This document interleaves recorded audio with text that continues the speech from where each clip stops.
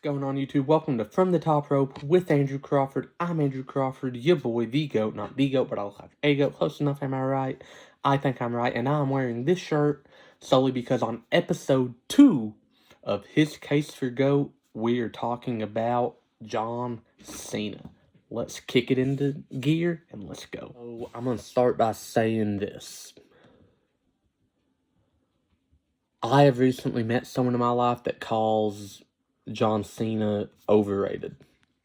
So my mission for this video may or may not be to convince him that he's not. If I don't, oh well, but let me go ahead and say it. Spoiler, because at the end I will say whether or not they belong on the GOAT discussion for pro wrestling. This guy does. Let me take you back to June 2002. Kurt Angle cuts a promo in the ring. John Cena comes down. Kurt Angle asks what Cena has that makes him think he's so special. Cena said ruthless aggression, kickstarted a new era, and smacked an Olympic hero in the mouth. Now, the next few months, it was rough. He couldn't exactly find his thing that made him unique. But then, he raps on a plane, freestyles, white rapper, freestyles, cooks. Stephanie McMahon hears it. Something special happened. The Doctor of Thugonomics was born. But then, you fast forward to WrestleMania 20. Madison Square Garden, the world's most famous arena. John Cena wins his first taste of singles gold. You fast forward to April 3rd, 2005, Staples Center, Los Angeles, California, WrestleMania, my 5th birthday. John Cena won his first of 16 world titles. Now, who would have thought that John Cena would go from, I don't even know if this guy's gonna be here in 5 years, to, okay, he'll be here, but he won't be anything special, to the face of the company. Because in 2005, that is when you can make the argument, that's the face of the company, John Cena. John Cena was the face of an entire generation of wrestling fans. Me included. Some of my good friends included. He was the face all the way up until probably 16. He was like one of the top names in pro wrestling until probably around there. Actually, no, he was the top name until probably around there. He's still one of the top names of today's era of wrestling, and it's 2024. Now, if anyone knows my opinion on sports that isn't pro wrestling, longevity is a huge deal for me. LeBron James has been playing at an elite level for 22 years. That's why, in my opinion, he is the greatest of all time. Well, actually, my argument is him and Jordan are the top 2, any way you slice it. But, no, I'm not talking about basketball, I'm talking about wrestling.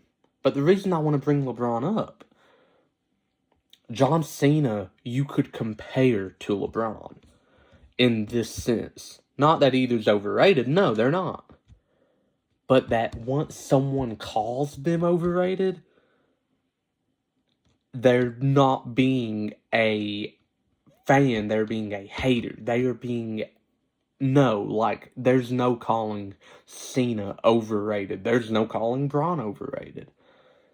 And the reason I'm doing this is because if anyone out there is watching and they're not a professional wrestling fan, I want them to understand the magnitude of, what John Cena means to wrestling is akin, the exact same thing almost, as what LeBron James means to basketball. Only, Cena might mean more. Because in a time where WWE was struggling to find that guy that they're going to carry them into the next decade or so, John Cena stepped up in a major way. And, like, because Rock and Austin were both either 1 foot out the door or gone in the first place. Triple H was on Raw. He couldn't carry both brands. Angle was... Angle's Angle. Angle's going to give you, like, a 5-star match with a broomstick if he has to. But also, his contract wasn't going to be around forever. So what happens? A guy starts building a name. A guy starts rising through the ranks. And that guy went on to become one of, if not the most polarizing figures in professional wrestling history.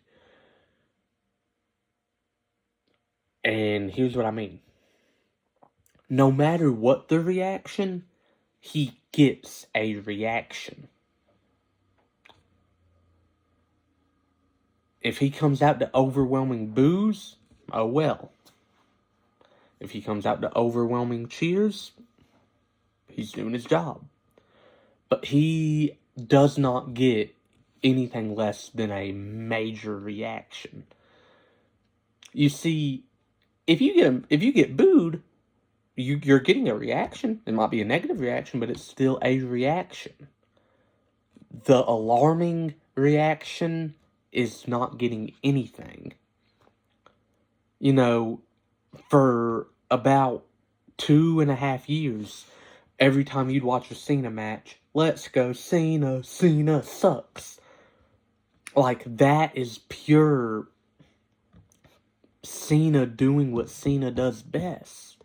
And that's getting a reaction. And sure, you know, you might have the argument, well, if he's getting booed, shouldn't they have just turned him into a bad guy? Yeah, but the little kids that were screaming his name wanted merchandise. That wasn't going to happen if he did that. And let's look at the in-ring repertoire. If you're one of these 5 moves of doom people, sit down, shut up, let me educate. Yes, you have the shoulder block, side suplex, 5-knuckle shuffle, AA, STF. Those are the 5 moves of doom that get referred to. Diving top rope leg drop, famouser thing, springboard stunner, drop kick, ace of spades. I'm pretty sure I've seen him hit like... he hit like some front flip, like facebuster thing. He has a bulldog in his arsenal. He has more than 5 moves of doom. I don't know what make people say the 5 moves of doom thing. Like, making it sound like that's all he's capable of doing. That is what I feel like people are saying when they mention 5 moves of doom. And I'm going to say something that's really not going to sit right with anyone, but I don't care. If you look at me and tell me John Cena is overrated, you better be saying the same thing about Rock and Austin. And about Hogan, let's be real. Now, don't get me wrong, I do think Hogan's overrated, but not because he doesn't mean that much to the industry, just because I've never been impressed with a Hulk Hogan match. I've never watched a Hogan match and been like, that was awesome. Let's watch another. I've watched plenty of Rock, Austin, and Cena matches where I'm like, that was awesome. Let's watch more. You know, it's fun. And the reason I'm bringing up those 4 is because they are all the faces of eras of pro wrestling. Here's the thing that really irks me whenever someone tells me Cena's overrated. They refuse to say the other 3 are. And, you know, that's an L. Now, let me say one thing. I'm going to say this to turn some heads. Why can't you call Ric Flair overrated? I mean, Cena has just as much charisma, maybe not quite the in-ring ability. But you know what Cena's been for almost 20 years that Ric Flair has never been? The face of the biggest wrestling promotion in the world. Ric Flair has never been the face of the WWE or WWF. Cena's done it for over a decade and a half.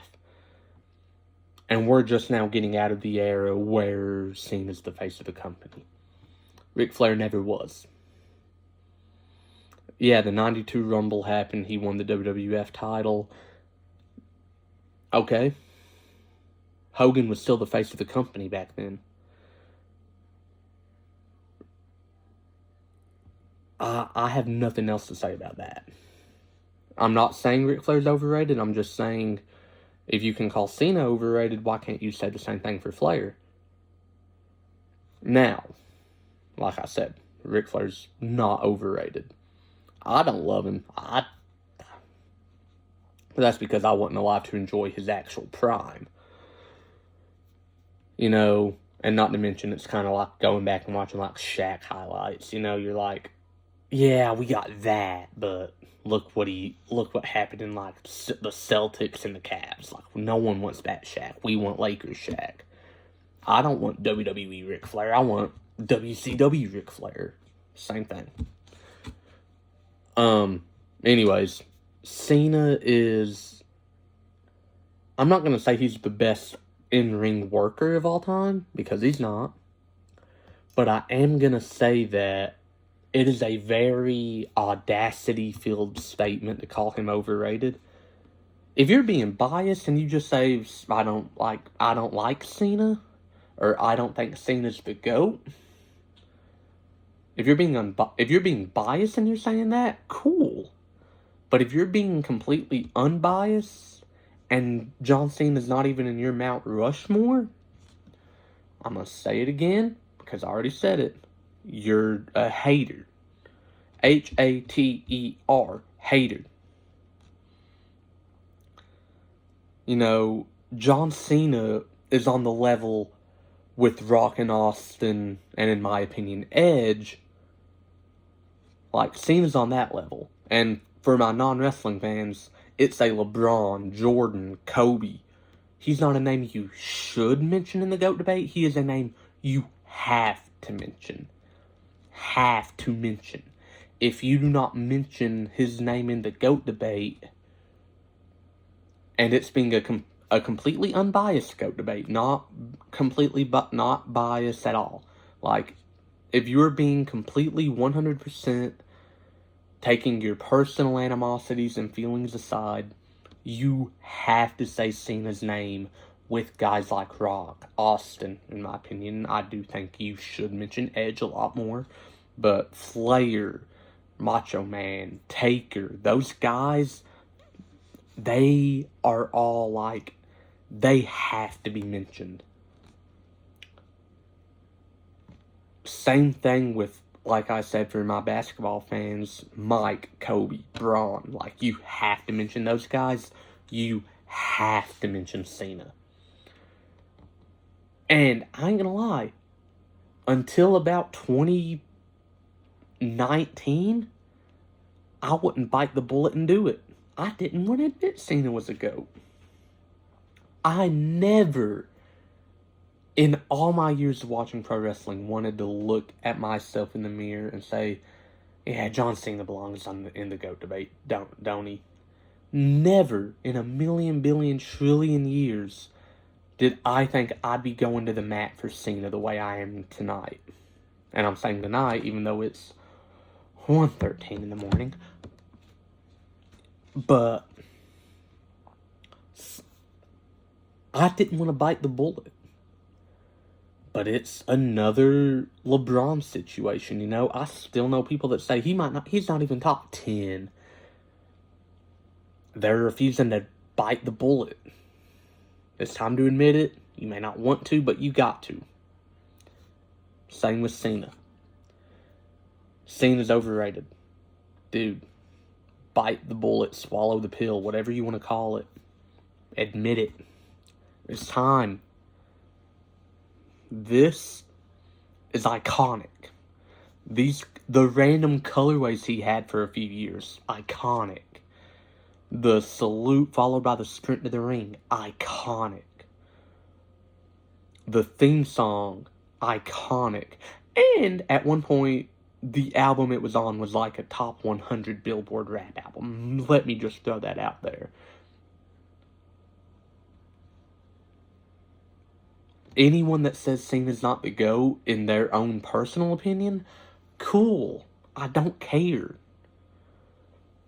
But if you were looking at it from an unbiased standpoint, completely unbiased, like you've never watched wrestling a day in your life, but you know the name, John Cena.